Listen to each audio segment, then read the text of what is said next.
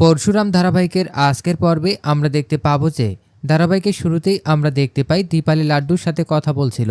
দীপালি জানতে চায় তুমি কি করে জানলে পরশুরাম সেখানে এসেছিল। লাড্ডু বলে লোকজন বলছিল আমি তার কাছে শুনেছি। এরপর জিৎ মুখার্জি ফোনটা নিয়ে লাড্ডুকে জিজ্ঞেস করে তোমার পাপা কি ড্রেস পরেছিল। লাড্ডু বলে পাপা সচরাচর যে ড্রেস পরে সেটাই পরেছিল। জিৎ মুখার্জি বলে কী রঙের ড্রেস।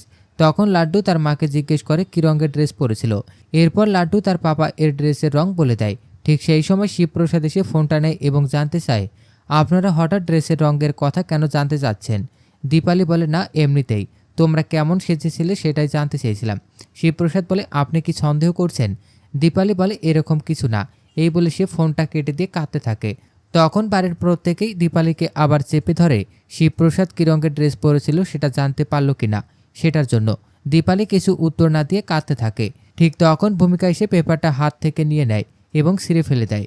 এরপর ভূমিকা বলে আমি অবাক হয়ে যাচ্ছি তোমরা বাড়ির জামাই সম্পর্কে কি সন্দেহ করছো, তা আবার ওই কর্ণ চ্যাটার্জির ছেলে কাবিরের জন্য। জিৎ মুখার্জি বলে ও শুধু কর্ণ চ্যাটার্জির ছেলে নয়, ও এবারের জামাই। আরাধ্যা বলে ও আমার জীবন, আমি ওকে ভালোবাসি। এই কথা শুনে ভূমিকা রেগে যায় এবং বলে তোমাদের আজকালকার ভালোবাসা দেখলে অবাক লাগে। এরপর সে দীপালিকে সেখান থেকে নিয়ে চলে যায়। পরবর্তী সিনে আমরা দেখতে পাই আরাধ্যা এবং কর্ণ চ্যাটার্জি শিবপ্রসাদের বাড়িতে গেছে। তো অটেনি তাদের দেখে অবাক হয়ে যায়। কর্ণ চ্যাটার্জি বলে আমরা কি ভেতরে আসতে পারি নাকি এখান থেকে চলে যাব। তো অটেনি বলে আরাধ্যা আমার বোন, সেই সম্পর্ক আমি এখনও মেনে চলি, সেই সুবাদে আপনারা ভেতরে আসতেই পারেন, দরজা থেকে ফেরানো উচিত নয়। এরপর কর্ণ চ্যাটার্জি এবং আরাধ্যা ভেতরে চলে আসে। শিবপ্রসাদ তাদেরকে দেখে জিজ্ঞেস করে তারা এখানে কেন। তখন কর্ণ চ্যাটার্জি তাদের বলে কিছু কথা বলার জন্য এখানে এসেছি। শিবপ্রসাদ বলে যা কথা হবে কাল কোর্টে হবে, এখন এখানে কোনো কথা হবে না। এরপর আরাধ্যা বলে আমার শ্বশুর এখানে আসতে চায়নি, কিন্তু আমি তাকে অনেক অনুরোধ করে এই বাচ্চা দুটোকে বাঁচানোর জন্য এখানে নিয়ে এসেছি। আমি চাই না এই বাচ্চা দুটোর কোনো ক্ষতি হোক। তো অটিনি বলে তুই কি বলতে চাচ্ছিস আরাধ্যা। কর্ণ চ্যাটার্জি বলে তোমরা কোনোভাবেই কাল কোর্টে যাবে না, কোনো সাক্ষী দেবে না, আর যদি যাও তাহলে তোমাদের প্রাণ সঞ্চয় হবে। শিবপ্রসাদ বলে আপনি কি বাড়ি বয়ে এসে আমাদের ভয় দেখাচ্ছেন, আমরা কোনোভাবে ভয় পাই না, আর কালকে আমরা কোর্টে যাবই। কর্ণ চ্যাটার্জি বলে যা হয়েছে ভুলে যাও, আমরা তো কুটুম। শিবপ্রসাদ বলে ভুলে যাব, তাহলে রথের মেলার দিন কি করেছিলেন। আমার ছেলে মেয়েদেরকে তো কিডন্যাপ করার চেষ্টা করা হয়েছিল রথের মেলার দিন। এছাড়াও স্কুলের ঘটনাগুলো আমরা কি করে ভুলতে পারি। আমরা কোনোভাবেই কেস তুলব না, আপনারা এখান থেকে চলে যান।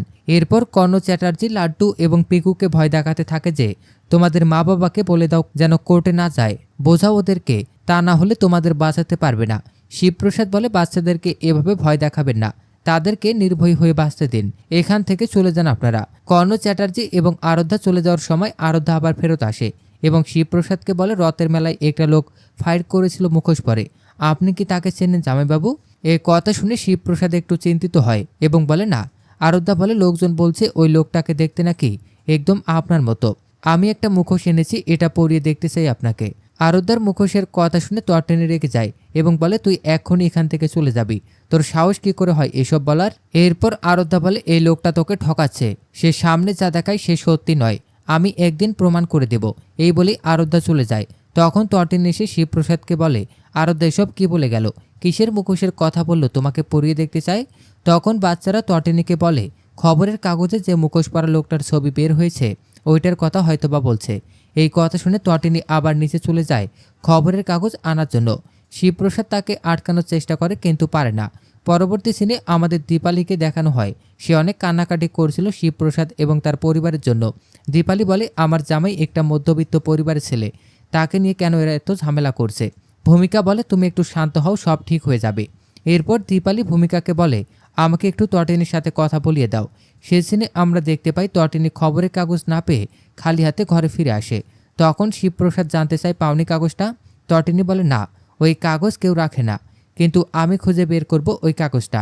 এরপর টেনি শিবপ্রসাদকে জিজ্ঞেস করে এই গণ্ডগোলের সময় শিবপ্রসাদ কোথায় ছিল। শিবপ্রসাদ বলে আমি আড়ালে দাঁড়িয়েছিলাম আর তোমাদের খুঁজছিলাম। টেনি আবার বলে আমাকে একটা সত্যি কথা বলো তো, তুমি কি ওই মুখোশ পরা লোকটাকে দেখেছো না দেখোনি। টেনির মুখে এই কথা শুনে শিবপ্রসাদ কোনো উত্তর দিতে পারে না, সে চুপচাপ দাঁড়িয়ে থাকে। তো দর্শক, এই ছিল পরশুরাম ধারাবাহিকের আজকের আপডেট। প্রতিদিনের আপডেট সবার আগে পেতে আমাদের চ্যানেলটি এখনই সাবস্ক্রাইব করুন।